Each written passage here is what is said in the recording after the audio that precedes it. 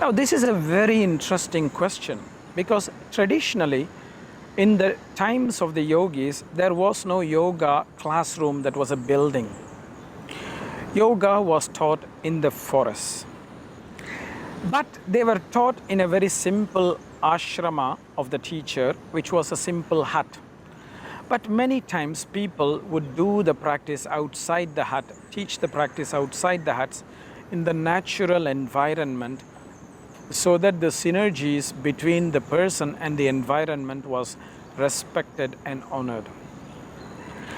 But when this is being done, we must take into consideration that the environment is not, first of all, dangerous to the person practicing. Secondly, it is not distracting to the person who is practicing. And most importantly, that the seasonal changes are appropriate for outside practice. For example, let us take the first point about safety.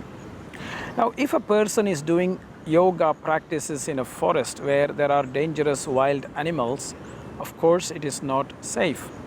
If a person is practicing under the waterfall or near a very dangerous river, of course it may not be appropriate and safe. There must be a safe distance.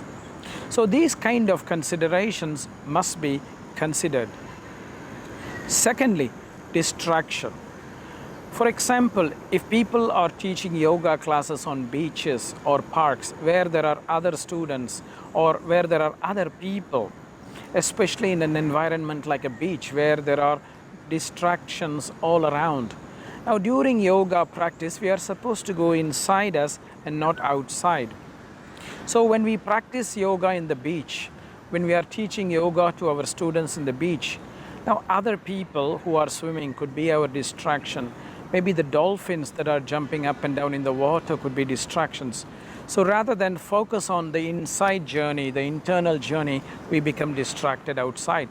Now that would not be an appropriate place to practice yoga. However, if the natural environment is not distracting, then that is suitable for the person to practice. Seasonal considerations are very important. For example, if it is summertime in an equatorial climate where it is very, very hot, now it may be dangerous for the person to practice yoga in that real heat.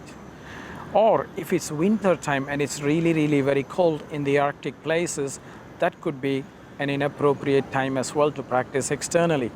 So we also have to consider the seasons and what effect that will have on the person when we teach yoga classes outside. When we take into considerations some of these important parameters and find it suitable and safe, certainly yoga can be practiced outside because that is how yoga was traditionally done in nature. Namaste.